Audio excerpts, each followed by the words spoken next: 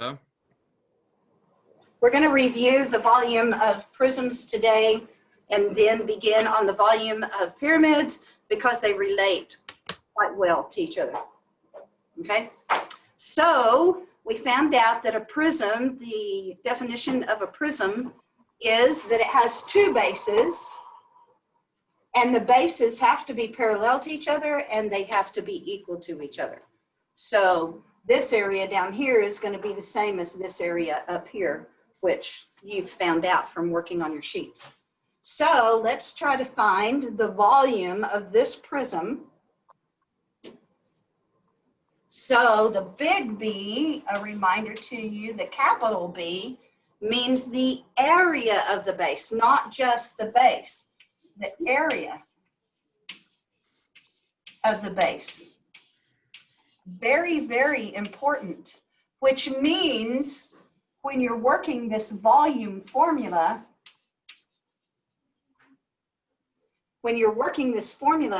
you have to stop and do an extra step right here.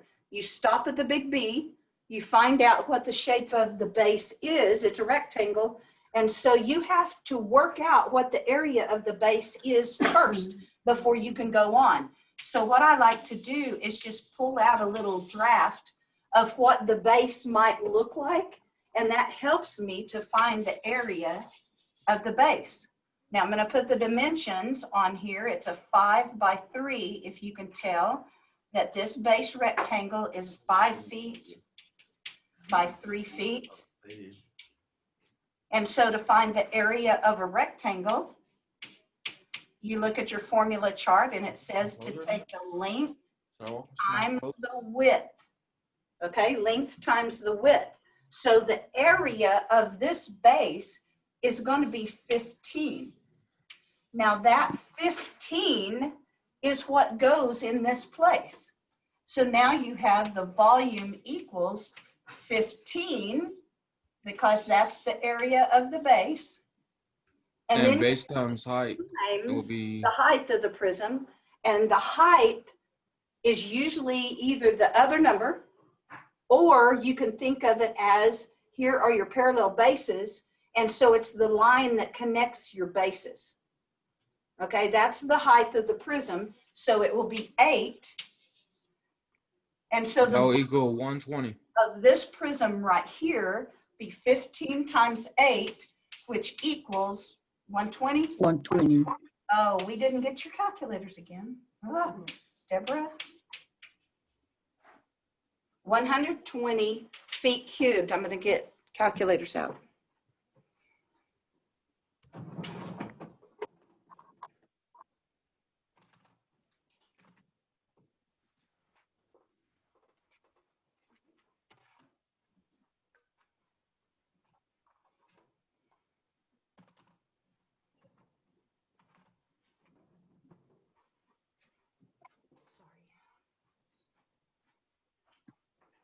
Okay, so this is a reminder of our prisms.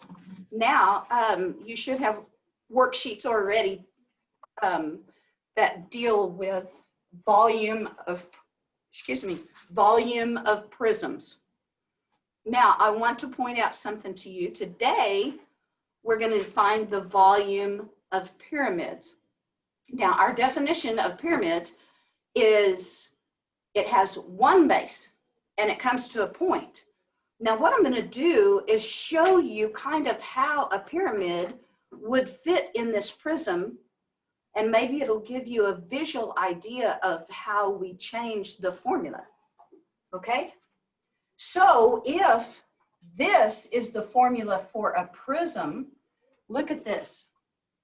What if inside of this, I had a dot up there and it came to here and came to here. So now I have a pyramid. And somewhere back in there we do this. Yeah.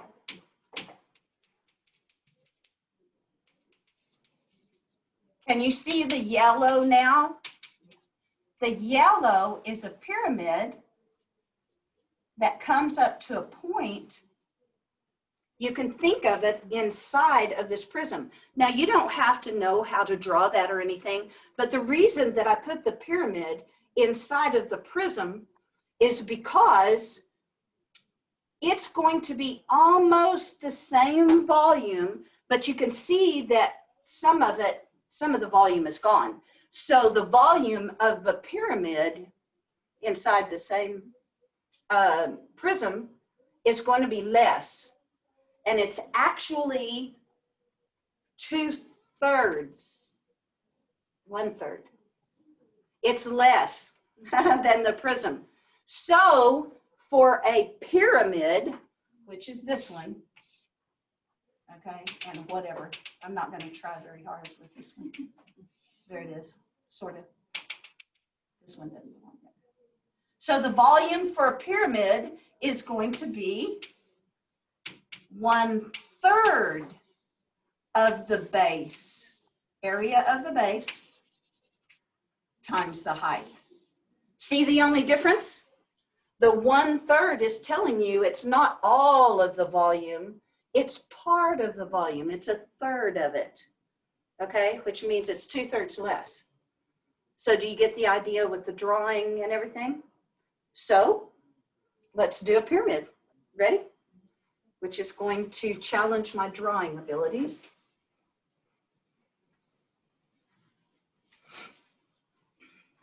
So today we're going to be finding the volume of a pyramid. The pyramid has one base.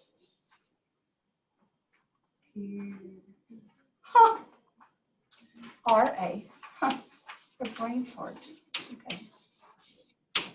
A pyramid only has one base, and it comes to a point at the top, just like the Egyptian pyramids.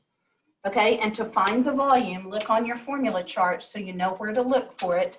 You're going to find pyramid, the name pyramid, and then clear to the right-hand side. You're going to have like SA, and we're going to talk about that next week. It's called surface area. But if you look clear out here on your formula chart, it'll tell you the volume formula, which is 1/3 times the area of the base. Remember that this is a capital B, times the height of the pyramid. And remember that the height of the pyramid is going to have to be perpendicular to the base like it always was. Okay, so let me try to write. I'm going to try to draw a rectangular. This is the base. That's the top point. And come down here, and here, and here. And then this goes back there, okay?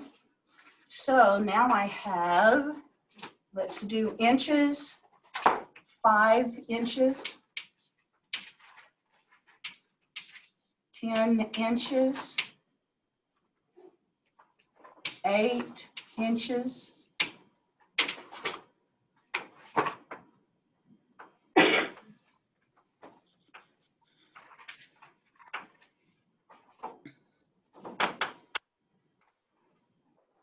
and 7 inches. Now notice that I put that in a different color because this is the actual height because it is perpendicular to the base. So this is the height of the pyramid that they're talking about right here. Okay, notice I put an extra dimension over here on the side, and they'll do that on the test. You need to know that this is not the actual height. This is what we call the slant height. And we'll deal with the slant height later. But right now, for the formula, you need to find the area of the base. So let's do that. The base, again, if you'll just draw you a base, which will be this. The base is a rectangle, 5 inches by 10 inches. And so the area of the base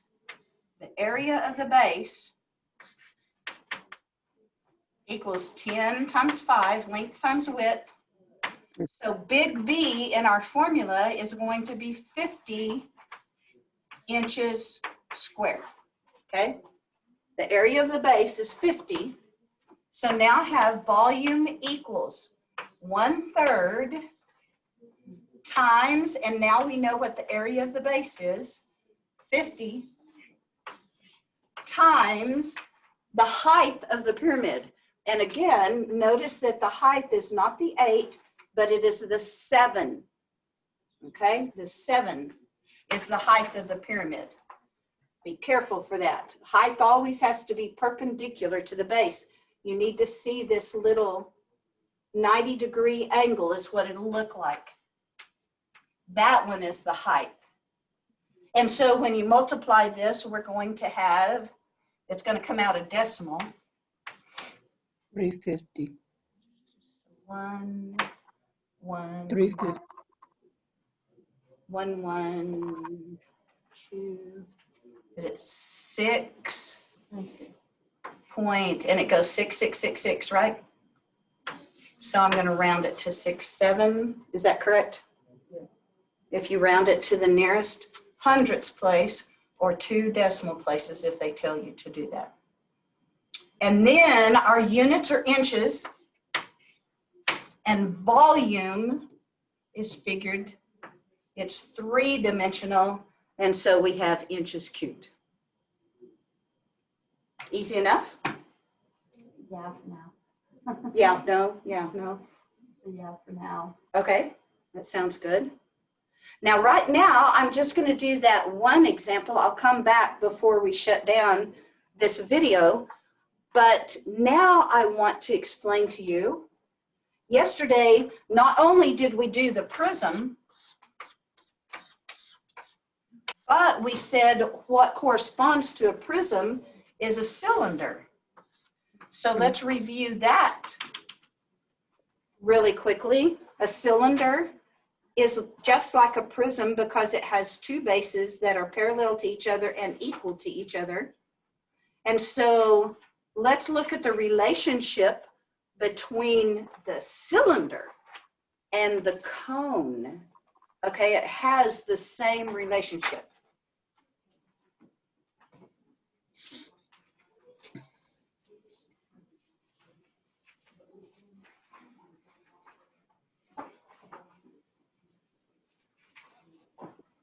All right, let's look at the cylinder. Find that on your formula chart.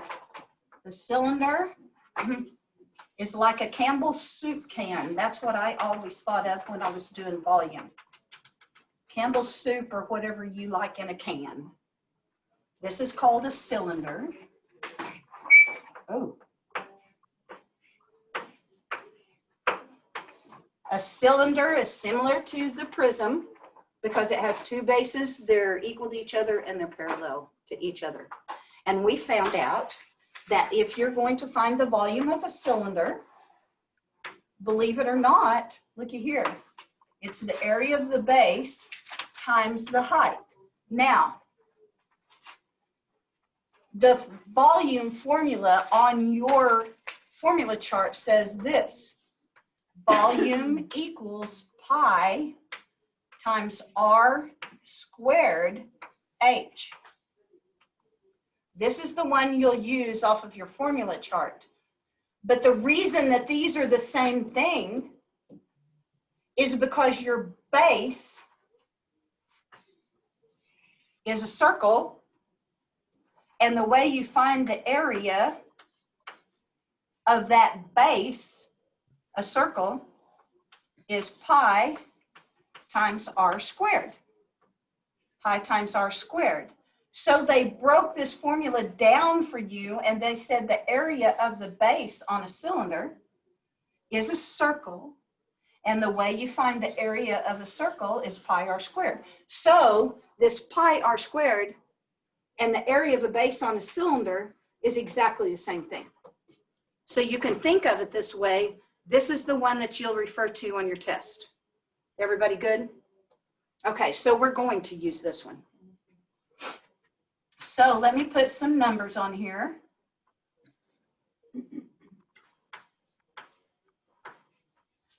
This says 14 miles. And this says 22 miles. Okay. So let's find the volume of this cylinder.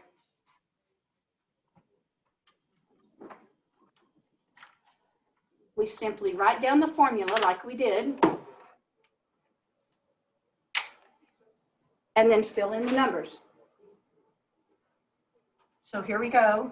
Here's that base. Okay, volume equals pi.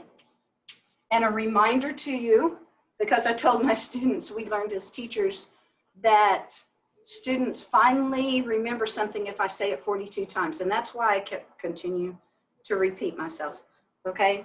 On the test, you're gonna be using a calculator that has a button that says pi. And I want you to use that button on the calculator for pi because it gives you the most exact answer that you could possibly get. The only time you're not going to use the pi button on the calculator is when the instructions say use 3.14. Use 3.14 for pi. Then you will use 3.14. Some of your problems might say in the instructions, use 22/7 for pi. Those are our two things that we can use if you'll look up in the corner of that poster. It might say use 22/7 for pi. 3.14 is the least accurate. 22/7 is more accurate, but the pi button is the most accurate. So remember, if they don't give you directions to use something else, always use your pi button. It'll give you the best answer. Everybody good? And so for this particular one, we're going to use the pi button on your calculator. Okay, so pi times, what does R stand for? Radius. The radius. Okay, tell me what the radius is in this problem. Good, good. I did not trick you. They said 7. The reason that it is 7 is the radius is only halfway across. They gave you all the way across in the problem, but don't let them trick you, okay? They gave you all the way across for 14. That's the diameter, but the radius is halfway, so we have to use 7 for the radius. Don't let that fool you. And then it says whatever you had for R, you're going to square it. That means you're going to take 7 times 7. And the height of this cylinder, of course, is the line that joins the two bases, which is 22. And on a cylinder, unless they tell you, it is going to be perpendicular to the base. So the height of this is 22.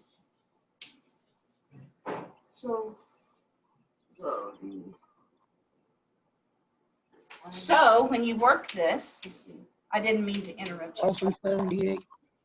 Times, we have to do our exponents. 7 squared is 7 times 7, 49 times 22. Now that's going to lead us into something else. When we use the calculator, you can put all of this in together. You'll push the pi button. The pi button on your calculator is going to be right here. Okay. There's the pi Okay. button. Right. Everything's backwards, so it's right here on your calculator. Okay. So you'll push on, and then you will push pi times, let me get over there, times 49. This is interesting. 49 times 22. Now, when you press the enter key to get the answer, it's going to come up with an answer in terms of pi. This is what we call in terms of pi. And this is, okay, did y'all get that on your calculator? You should have gotten 1078 pi. Okay, Yes. This is a perfectly good answer because sometimes your multiple choice answers will all be in terms of pi, which means they'll have that little pi symbol in the answers. But if you look down in your multiple choice answers and you don't see anything, you just see a bunch of decimals, then all you have to do is find your toggle switch, which is this one right here. This will toggle Okay. the terms of pi and the decimal that is equivalent to it. It toggles back and forth between the decimal and the pi answer. And so let's, Okay. do you see it? Okay. Yeah. Now I'm going to write this on the board because they also in the instructions might tell you to round your answer. So let me put both of these up here.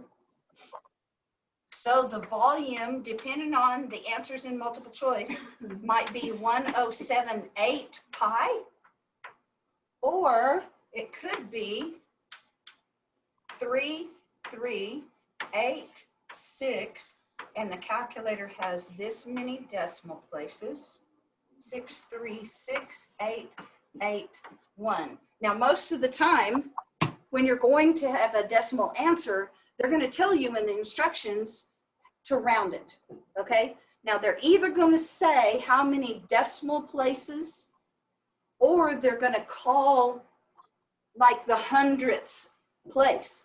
So you need to know the tenths place, the hundredths place, the thousandths place. Let's talk about this. The worksheets that some of the students had yesterday said round your answer to 2 decimal places, okay? So if they say 2 decimal places, they're talking about after the decimal, here's 1 and here's the second one right here. So what they're wanting is they only want 2 decimal places in your answer. So this is what they want. But before you give your answer on the test, this is all they want is 2 decimal places, but you have to look at the straggler that's behind, okay? If this number that we're not going to write, but we have to look at it and analyze, if the number behind it is 5 or larger, you're going to round your answer up by 1. So your answer would be 3386.64. That's what you would give them for an answer if they said round your answer to 2 decimal places. Or they may say round to the nearest, how do they say it? That might be the ones place, the nearest ones place. So let's take the large number again, 3386.636881. Okay, and if the instructions say round it to the nearest ones place or whatever, this is the tenths place. If they say round to the nearest tenths, this one is the hundredths place, TH, and this is the thousandths, tenths, hundredths, thousandths. And they shouldn't ask anything more than that, but it continues on. 10 thousandths, 100 thousandths, 1 millionths place, and so on. Now, where the decimal is, this is the ones place. This is tens without the TH. This is the hundredths.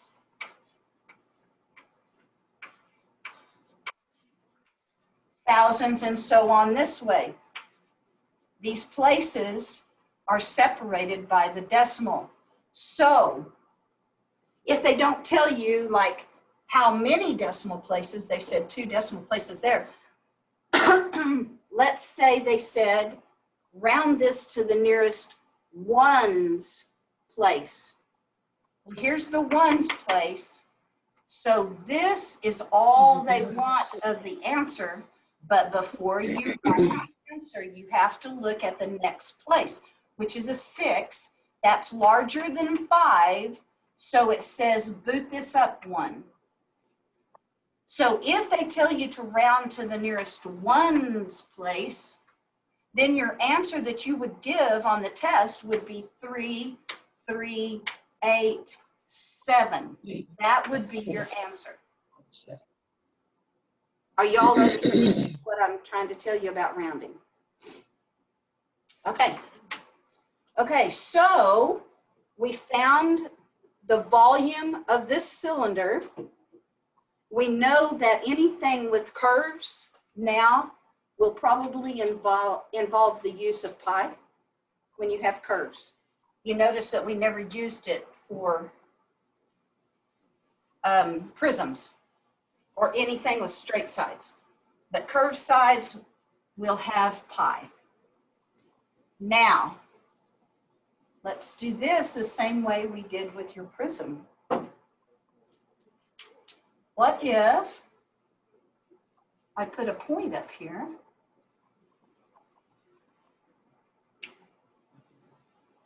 and I came down in this cylinder?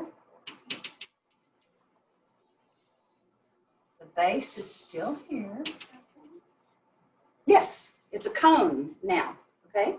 And it's going to act the same relationship to a cylinder as your pyramid did to the prism, which means the only change in the formula for the volume of a cone is going to be 1/3 pi r squared h. You see? Okay, so let's find the formula for this real quick. So the volume of the cone now, the cone equals 1/3. We're going to use the pi button. Our radius we found out was 7, not the 14. 7 squared times, still the height looks like this, but it comes from the point and it will be perpendicular to the base, right here. Now in this case, it's the same as the height. So the height is 22. Times 5 is 14. So when you multiply this out on your calculator, remember multiplying by 1/3. You have a problem with that. 308. Exactly the same as finding this answer and dividing by 3. So you can find this answer, take it times 1/3, or you can find this answer and divide by 3. Means the same thing. Okay, let's do that. Divide by 3.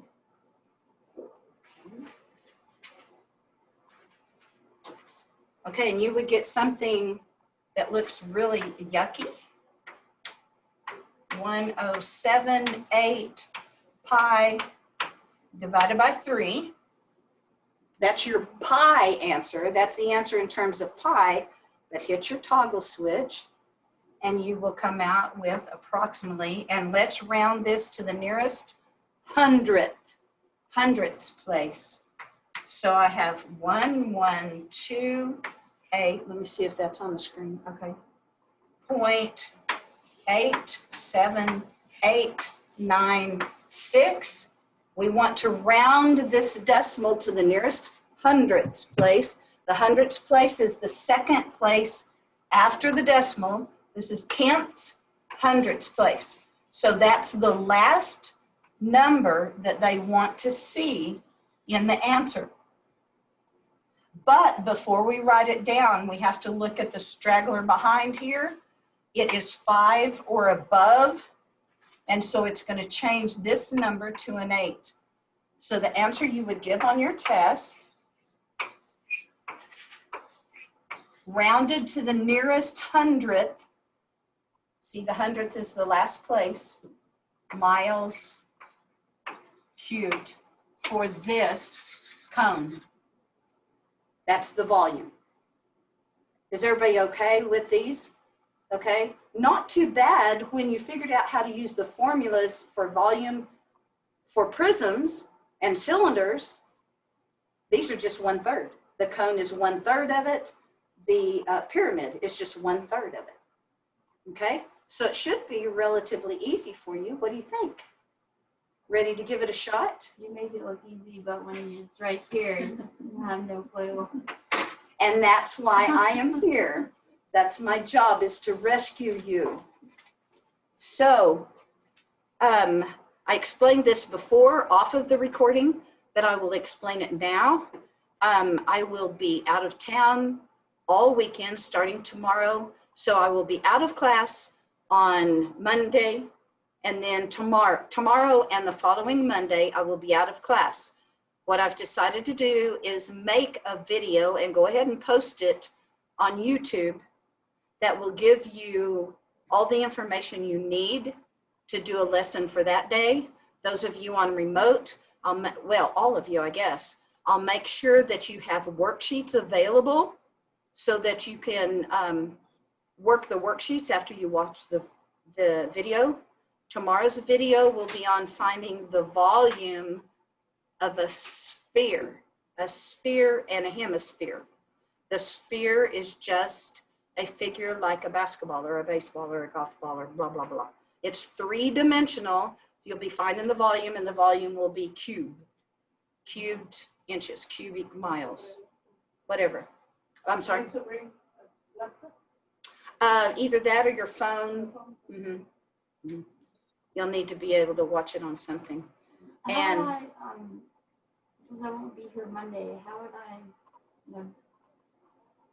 like, get the, what is it, the time in? Oh, since you won't be here, and I just know that you're going to be watching, right? The best way for you to get time for yourself is to send me a screenshot of the type of work that you've done already. Show me your worksheet. Just take pictures of that's what Josh has been doing. Okay. And then I can give you credit for those. Sound fine? Okay, and so you should be receiving the video for tomorrow. You should be receiving that sometime tonight. And tomorrow evening sometime, you should receive all the information for Monday's class. Okay? Any questions? I've also asked the principal to come up and check on you in case you have questions or whatever you need to do. So he should be stopping by several times in class also. You all will need to get the sign-in sheet in the office when you get here. Everybody ready? Yeah. Any questions? Any questions from y'all? Isabel, Jesus? No, ma'am. We're doing okay? No. Yes, ma'am. No? Did you say no? All Yes. good. No, I say yes, ma'am. Oh, okay. I was going to say, I can answer some more questions. All good, ma'am. Okay. If you guys are okay, Jesus, you're okay? Yes, ma'am. Okay. I will be sending you all, there is a packet that will involve all of this stuff that I gave you today and probably some more. It's a packet of, how many pages was in this packet? Like 16, I think. But I'll be sending those to you this morning, so you can start to work on those. Okay? And if there are any additional ones, Okay. I will send them to you as needed. Okay. So I am Okay. finished for today unless y'all have any questions.